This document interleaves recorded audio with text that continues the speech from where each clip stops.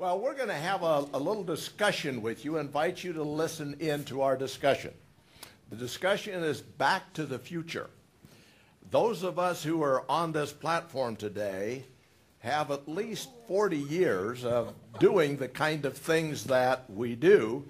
As a matter of fact, there's a couple of us pushing 50. I mean, a couple of them pushing 50 years at this business. We're not going to do a long introduction. Just recognize that MGM is considered in her market the best that she does. And so is my wonderful friend Naomi and my wonderful friend Glenna and my sometimes friend Joel. I like Joel best when Judy's with him. Yeah. So we're going to have a little conversation and let you listen in. We're going to ask each other some questions, but our goal is this. Our goal is that some of the things we brought into this business some 40 years ago, values, skills, attitudes, abilities, are still serving us well today. The five of us are very active in our professions today. And we hope that some of the ideas that we share with you today will be helpful to you in maximizing a quality lifetime in this business. So, who'd like to start first with the first question? I'd love to start first. All right. That's a real surprise, by the way. I'd love for us to share what your intention is every time you go to the platform. What's your purpose for being there? What's your intention in going to the platform? Do you really want to know? Yes. All right. I wouldn't ask you. I go to the restroom first. It's always wise. Go to the restroom first. Always wise. When I'm there alone, I say, may the words of my mouth and the very meditations of my heart be acceptable in your sight. O Lord, my rock and my redeemer. Because of my faith, if they're acceptable in his sight, they're going to change the world. So that's my purpose. All right. Me? Voila. There's no order. We will let the men speak. The first thing I think about is, I say to myself, it's not about me, it's about the audience. And that the objective is to give them ideas that they will use that will help them improve whatever the subject is, sales, leadership, or change. But it's about them, not me. And I just would say, knowing Joel, that, and as most of us do, that's been your life calling long before you were a speaker, which is to improve as a carpenter, to improve your house, improve your body, improve your... So that's really a core value for you. Absolutely. True? That is the core value. Exactly. And improve my 50-year marriage to my wonderful Judy. Yes, Judy. And my wonderful daughter Jenny. Who's sitting with Yes. And mine would be similar to Naomi's, is to, I always stop at the door sill and stand there for a moment and ask the Lord, please give me the words to motivate and inspire and lift this audience in your will. And so I always stop before I do. And my mother always, God bless her, she's gone now, but I never spoke for many, many years. I would not speak until my mother had given me the prayer. And she made it up. And yet she read it to me all the time. And she would always say, I cover you with cloak of love and shelter you as you walk to that presence of that stage. So, and she named me MGM, so I would be a big production. So there was never any doubt. And it worked. Never any doubt. So how about you, Don? Well, I think there's obviously some similarities in ours in terms of some values that we've brought. But there's also skills and capabilities that the audience is looking for. I guess my hope is that I will be an encouragement to my audience, that what they hear from me will be helpful to them, and not just helpful to them, it will seem realistic. It will seem like it's grounded in reality, that they can apply it, that they use it, it'll make a difference in their life. And I learned all of that from Joel. And your seminar was the first one that Jim and I went to. It cost us, I think, a month's salary. And I still feel like you should, know that. But seriously, it was a discount. Seriously, it was so transformational that I still hold you in a little awe, just a little awe. Me too. So I have a question. Do I get to go next? Sure. Okay, so if you're in the middle of blowing it and you're knowing it, what do you do about it? Well, I've got a great answer to that, even Okay. though I just finished. And I've used this on more than one occasion. Now, not very many more than one, but on occasion, where, especially in a management seminar with some length to it, not just a keynote, I've realized that I am just not getting to them. I am not grasping them. I have either didn't have them or I've lost them. And I've stopped and said, I have a plan to continue the information that I've been presenting, but I just got a thought. I'm working on some new stuff that I think might be even more helpful to you than that which I've been sharing so far. Would it be okay with you if I transition to the new stuff? And they're always relieved.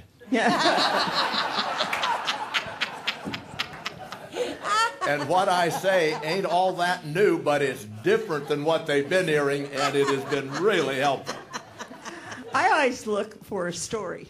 If I think that the eyeballs have glazed over for even 10 seconds, I always work with an outline that they can't see, but it's laying on my table, and I have my outline. All my stories are highlighted in red, so I just jump to a red story, and then I find a way to apply it.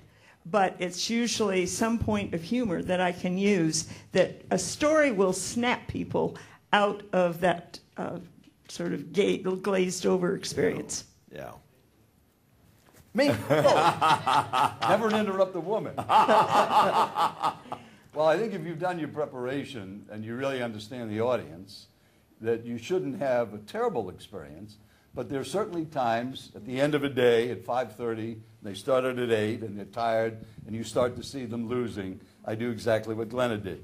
Humor is always the tool I use. And the definition, in my experience, is humor energizes an audience and opens their thinking to new ideas. It's not entertainment.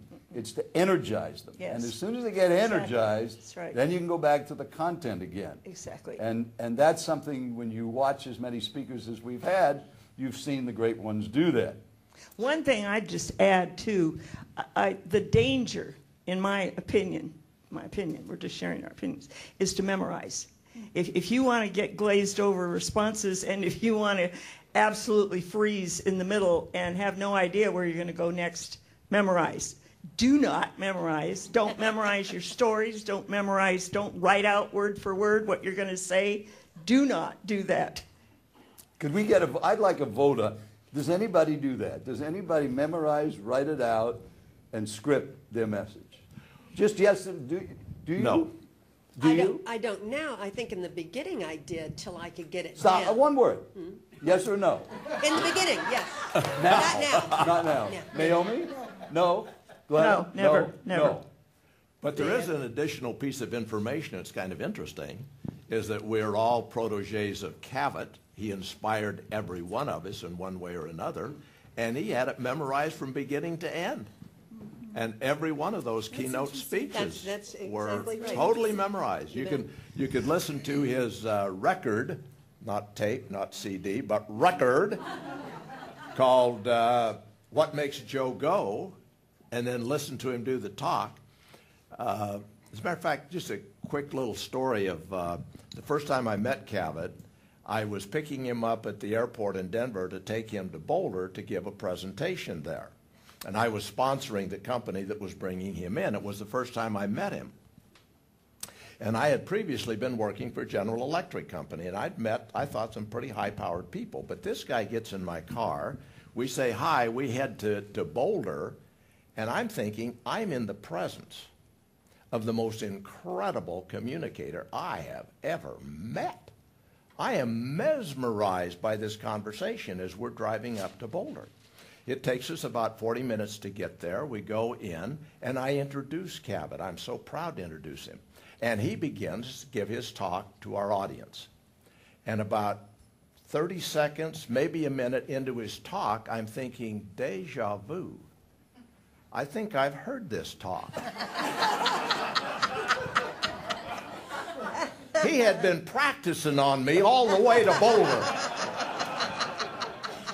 Okay, so Maureen, do you have an answer? You know, I do have an answer, and I think mine turns the other way because I spend a lot of time on the front end. I come extremely early. I meet every single person who comes into my room. I usually hug them because that's who I am, and so I always start with getting them on my side to begin with. And I change the room dynamic. If I'm having a challenge, I will change the room dynamic. Either move a table. I almost never speak in front of tables anymore.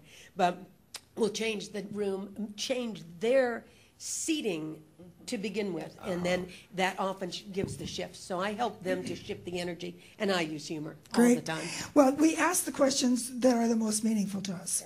And the experience I had was 10 days after 9/11, I was speaking to 300 nurse practitioners and physicians in upstate New York. And I was speaking on leadership. And they didn't care. Yeah. Because some of their buddies had died in the 9/11 experience. And I'm doing my thing, and it isn't working. And I just stopped. And there's a phrase I love, speak to the obvious. And I just said, you know what, this isn't working because your hearts are not in this leadership talk. I walked about in the middle of the room. I said, like, all of you to stand up, please. And this is where experience comes in. You don't do this when you're just starting. But when you've got some experience, you say, I can do this. So I walked down, I said, I want you to all stand up. I want you to take hold of someone's hand. People in this room are precious because they take care of people who take care of people. Let's all sing God Bless America. God bless. Okay. Change the whole room dynamic. Incredible. And the rest of the morning was Incredible great. example. And then I asked for permission. I said, okay, I'm here to talk about leadership. Would you like to hear about it? And they said yes. And we went on. You know, could I just plus that, because I agree with you. I started a 3-day seminar Tuesday night of 9/11. Oh, my God. Tuesday night, all day Wednesday and Thursday. And I had 250 women in front of me from all over the country. And it was in Prescott where there was no cell service. There was no TV. And it was Tuesday night. And many of them had seen just enough TV to be collapsed. And what I said, you know what, most of us can't hear because our mind is spinning. So what I want us to do is form a big circle. And I want you to partner up. And I want you to share with the person standing next to you whatever is on the top of your mind other than 9/11. What is it in your life that's your greatest concern? And miraculous things happen. But here's the lesson I learned, and I would pass it on. I know that all of us have done this. Dare to be in the moment. The trust that you have inner wisdom, and that the inner wisdom is far more important than performance or impressing people or trying. Yeah. Dare to just be so present that you feel what's going on and trust your response to it. Wonderful, wonderful. Another question. Yeah. What are the values that have made you into the speaker you are? When you're on that platform, what are the ones that shine out more than anything? Well, I'm going to answer that a little different. Our theme was supposed to be what have we learned since 41 years ago when NSA started. And Don Thoren was one of the first people I ever heard speak because he's much older than the rest of us. And, well, just in perspective, since this is a young group, was there anybody that was not born in 1973 when this started? You don't realize. A house was $35,000 in America. A car was $3,700. The stamp was 8 cents. Gas was 53 cents. And the life expectancy was so low that none of us would be alive. I mean, that's what it was like. So based on that, when I heard Don, the value, it was content. Don always had something to say. And it wasn't a performance, it was information on a specific subject to help people do better. And then when I heard Glenna speak, I just saw this person that I had known personally, and Judy and I became friends with her and her husband, and we just loved who she was. And then when I saw her speak, it was exactly the same thing. There was no difference. It was the same as in our living room or on our boat. As Glenna was always Glenna. And when people see that you are who you are, then it's never a performance. And if you're dull and boring, you should be dull and boring when you speak. And you just tell them that. That goes in your introduction. Our next speaker is so boring, most people fall asleep. So if the guy next to you or gal falls, slap him. Because the reason we have him here is he knows more about information technology than almost anybody else in North America.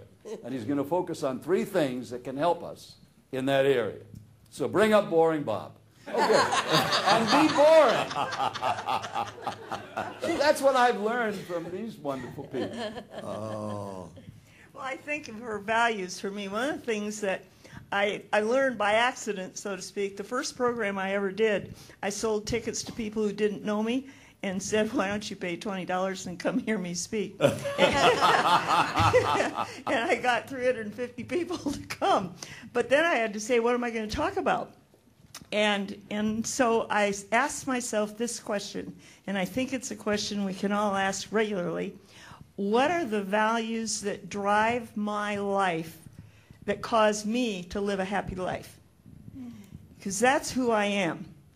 And my faith and my relationship with Christ is what drives my life. I live out of that in a practical way, not in a religious way at all.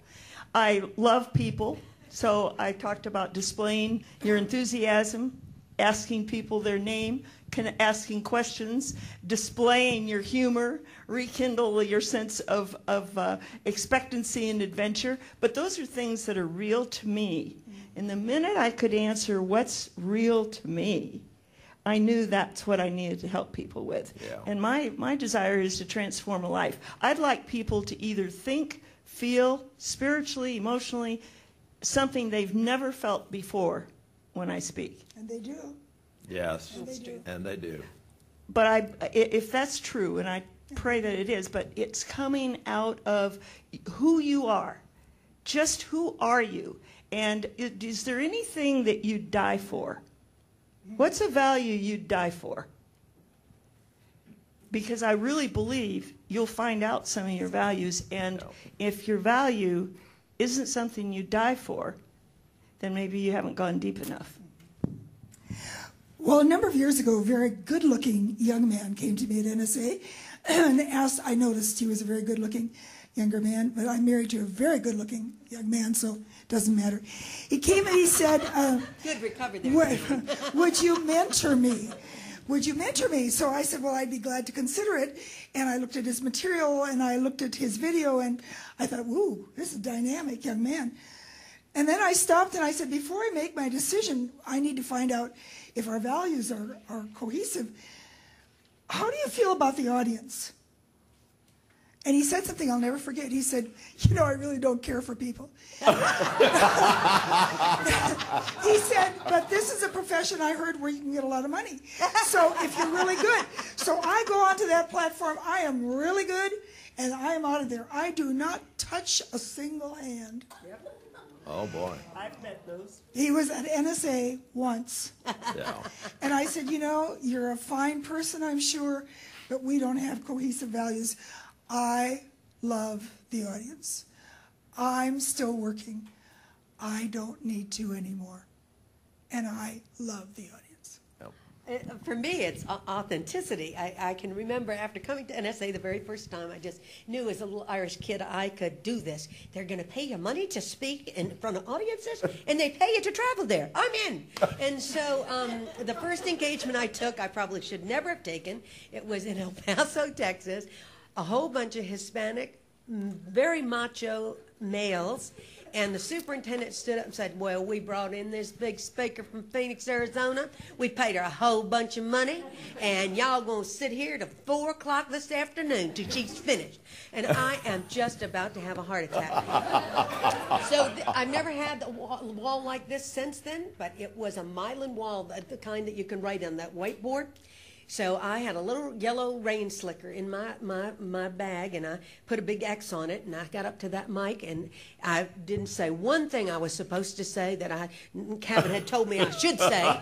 And I stood there and I said, if somebody had said that to me, I'd be right annoyed, wouldn't y'all? And they, yeah. And I said, well, you got a big piece of paper there. Make it into the biggest, meanest spitball you can. They did. I donned that yellow jacket, put the hood up, turned around and said, take your best shot. And they did. They pelted me.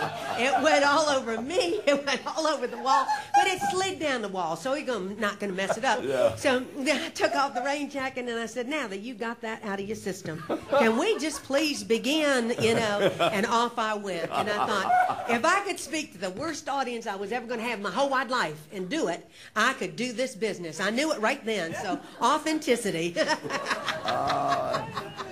And she's been doing it. I'd share with you the value of friendship. These people sitting here are dear, deep friends of mine. And not just casual acquaintances, not just people I know, but true friends. You're going to hear Rita Davenport. She's a true friend of mine. We helped bury one of our dearest friends last year. It's the kind of things that happen with friends. You're going to hear Terry. He's a dear friend of everyone sitting up here. And we've learned from each other. And I guess my encouragement to you would be to think about building friendships. We all talk about networking, but friendships are, I guess, maybe the aristocrat of networking. It's the ultimate in networking. Some of the other founders of NSA that come in and out of Phoenix to see all of us are dear friends, and we've learned from each other. Joel was one of the best salesmen I think I had ever seen of a personal development product when I first met him. I was jealous, as a matter of fact. He was so good. And I said, would you help me with something, Joel? I need some sales help, and he did. And it was just marvelous to learn, and I could go down the line. And by the way, I want to remind you that our last 10 minutes are going to be an opportunity for some of you to ask questions of us. So you can have that in your thinking as you're going along. But think about the depth and the quality of the friendships that you're making. I think any one of us and a number of other people, and some of you, quite frankly, could call any one of us at the last minute and say, I'm sick, I can't be there, can you do this for me? And that person would do it. And they'd do a great job, and they'd make them send the check to you. They wouldn't keep it. I have a question. If everybody got to share on values? Yes. What piece of advice has anyone ever given you that you found made all the difference for you in speaking? I can answer that so quickly. I'll never forget Steve Tyra, who used to be here, and a marvelous human being. And I remember him very distinctly saying to me one time, MGM, you should get the exact same response from every audience you speak to. And as a young speaker, I said, are you crazy? I mean, I speak to CEOs one time, and the next time I'm speaking to teachers, and what he was trying to get me to do was to get my presentation so that it could be used in many different situations and elicit the same response instead of rambling and getting all over the place. And I thought that was a wonderful piece of information that turned my speaking career around, because once I could do that, then I could use it in different places and put that audience in and spend all my time with the audience instead of all my time in my head with the content. Amen. So for me, it was that one piece of information. Get the same response from all audiences. Two things come into my mind very quickly.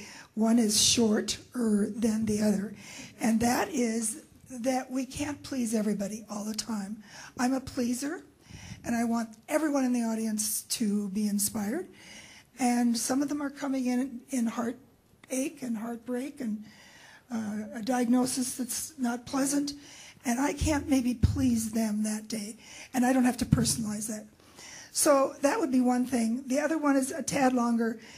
I've been challenged by many people in this room, and certainly by Cavett Robert from the very first day that he heard me speak, sitting in the first row, sitting right there, to be involved in my association, in my professional association. And for the first few years of being involved, I saw it as a place to give back. And then I figured it out. It was a place to receive. And to receive from all these amazing people. He literally was down on his knees asking me to consider to be president of NSA. But he got down on his knees for you too. So probably got down on his knees for everybody. But being president of NSA gave me my dearest friend in the world. So it's giving back. But yes, it's receiving also. Earl Nightingale said something about don't follow the crowd, and he gave an example that if you, as we look at this exit door here, one door is open of double doors. And he said when you go through the exit door, you'll notice everybody goes through one side. The other one can open. You ought to be the one to push it through. Is don't go with the crowd. And that created a little mantra which has built our business on, don't compete, create. Find out what everybody else is doing and don't do it. And that was such great advice early in the 1970s that never left me. So didn't he say if you do just the opposite of what everyone else is doing, you'll never make another mistake right. as long as you live? Yes. I like it as short and snappy.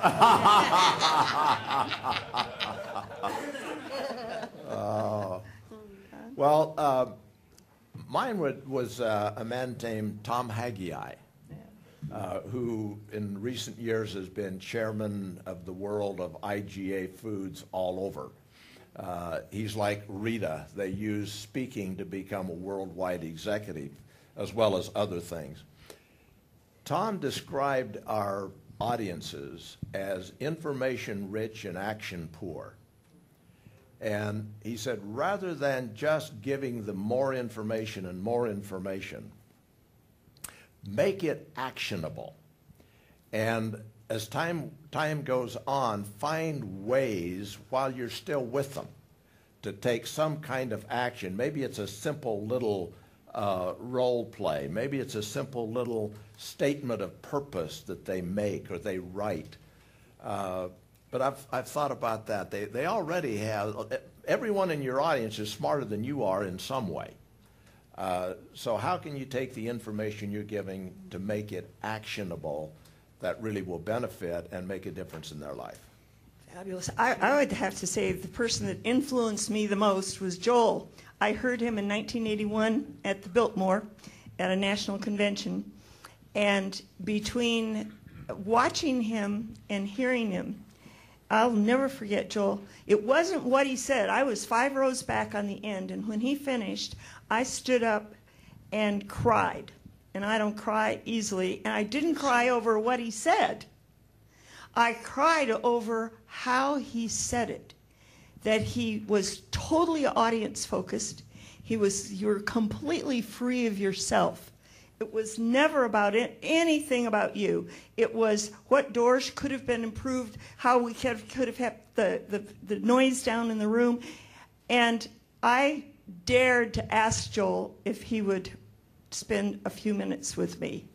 And he said, I'll give you 20 minutes. And he set his watch. Seriously. And his wife, Judy, was with him. And the two of them have said 5 things. And I know that Judy's the brains behind. No, I didn't. Yes. We all know that. But one, I asked all the typical new speaker questions. And he said, don't worry about bureaus. Don't worry about marketing. Forget advertising. Just get good. Don't worry about having a book. Don't worry about doing tapes. Don't worry about trying to market yourself to others. Just get good. Don't do anything but speak. Just speak until you're good. Everything else will take care of itself.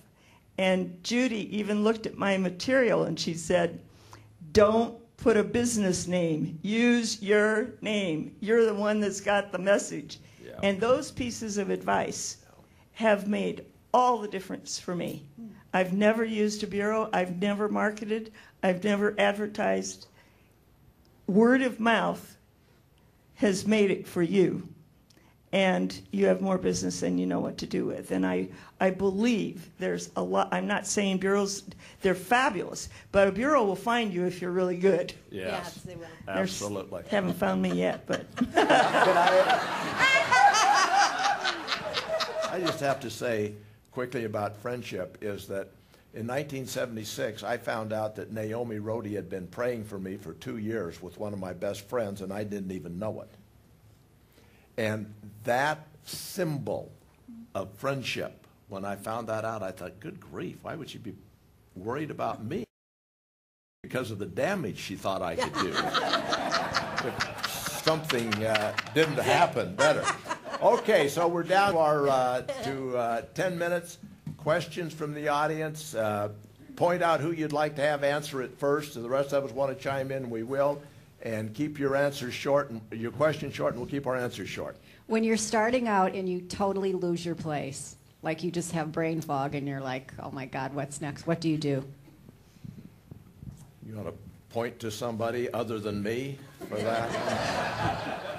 Well, my quick answer to that is I never speak without an outline, so I don't have a brain fog. I always have an outline. I don't hold it up. I spoke to 4,000 doctors in October, and it's on the big stage. You're not going to hold your outline by any means, but I work off a table where I can always see, and so I don't lose my way. I think early on I did that with the outline. Now I use my Keynote or PowerPoint or whatever you're calling it. I use that to keep me on track. And it has no words on it. I use pictures and movies and music and stuff. But that always keeps me on track and triggers me back in. So. And I don't use PowerPoint, but I use 5, 6, or 7 words in a row. And so if I've got those 5 words and I think, oh my goodness, where was I? I can quickly look at those words on the table. I think because you all said don't ever memorize, I think it probably gave somebody the idea that you just get up and wing it. No. And I know all of you do not get up and wing it. But speaking to that, using your outline, what else do you do? Because you all practice your speeches. That's what the Speakers Lab is for. So would you speak to that, being prepared, not memorizing, but how do you prepare? Well, I'll answer that. I don't ever practice. I think about the ideas. So like today, for those of you who know me, I spend a lot of time preparing. I spent a lot of time preparing today by just trying to think who's out there. And what do you want to hear?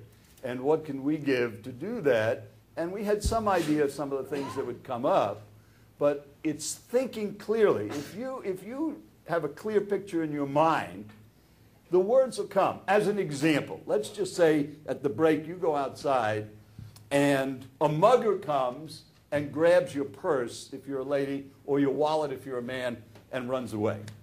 And you come back in all disheveled and somebody says, what happened? How much preparation do you need to tell what happened?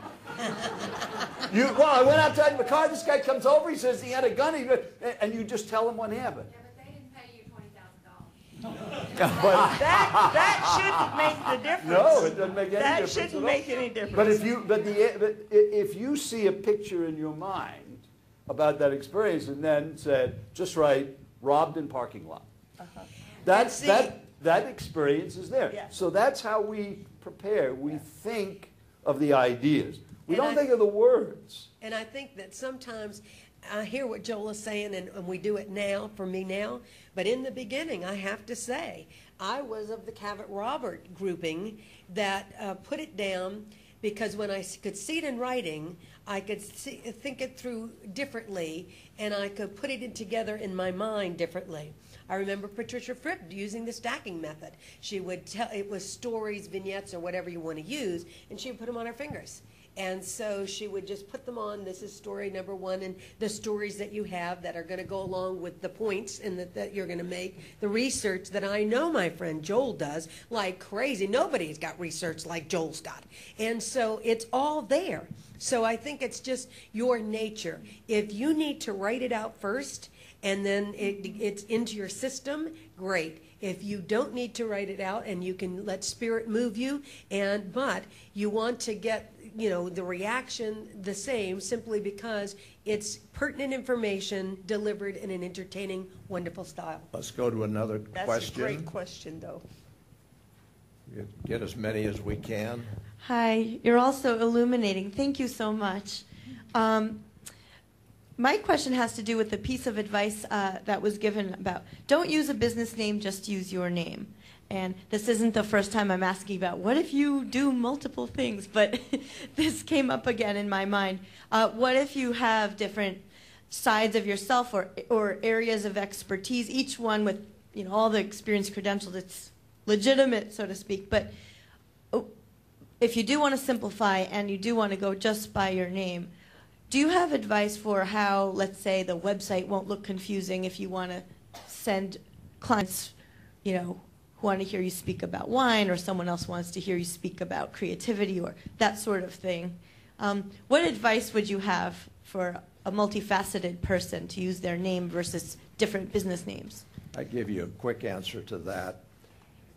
It's a lot of people make it in this business by having a narrow niche and targeting that and building brand and product and everything around that specialization. And that's probably the most successful model. I'm working with a client in Denver now where I'm doing some keynoting, I'm doing some executive mentoring, I'm doing some coaching, I'm doing some consulting, and I love it. So the challenge is that if we want to be multifaceted, understand we're not going to get the benefits of specialization.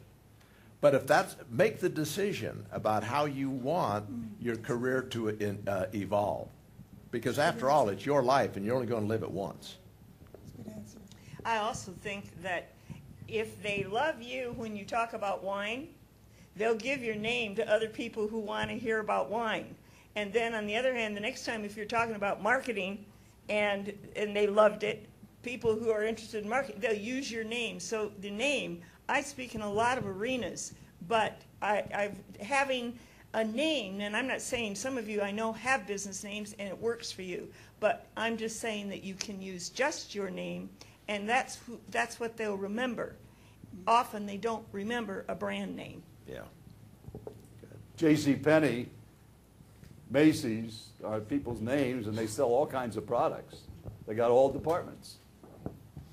Good. Got another question? Yes. Thank you to all of you. It's really been enjoyable. Something that you said earlier, Joel. So Joel, I've worked very closely with, and I've been blessed to hear him speak many times. But something just came to mind when you were talking about not preparing. And the question is, how do you prepare your topic? So, for example, you're going to speak at a given event, and you know what the basic theme is or the message. Where do you start in terms of preparing your talk? You're asking me? You or anyone, but you I thought of because Well, I just had a I've meeting seen you. last week with Train Air Conditioning. They've been a client for 40 years. 40 years, I still work for the Train Air Conditioning Company. I met with them here, and we had a theme of the meeting, how the West was won, and I asked, what are they doing? What is the objective of the meeting? What do you want the people there to leave with? They're going to have one sentence when they get on the phone, when they get in the car and call their spouse, say, the meeting's over, I'm heading home. The spouse says, well, was it a good meeting? It was a great meeting. What was it about? And they're going to use one sentence. what do you want that sentence to be? And they said, we want Trane to be our dealer of choice, because they all sell other air conditioning companies, these dealers. Then I said, what do you want me to leave them with? What's the one sentence when I'm finished they're going to tell you? And I didn't have any content planned until I knew what the client wanted and what their purpose in being.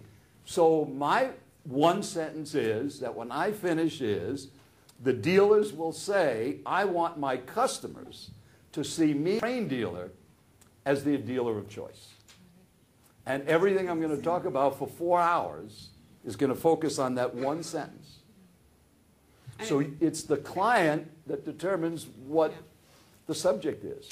In addition to that, I do the exact same thing. The one other thing I do is say, based on the information that we got, talking to the people, interviewing, then I say, based on all of that, what's the one thing that this audience most needs based on the information I have?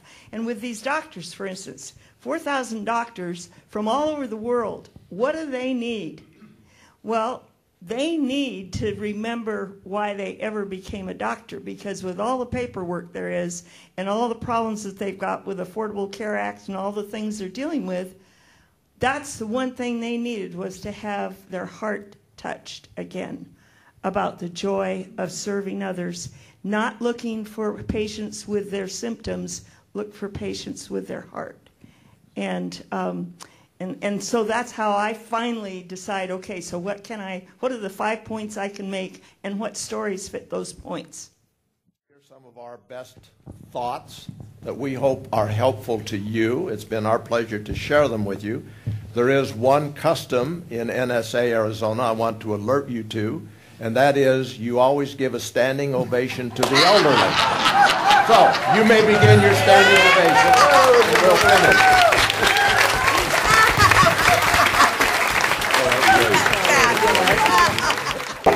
That was wonderful. Wonderful, wonderful, wonderful.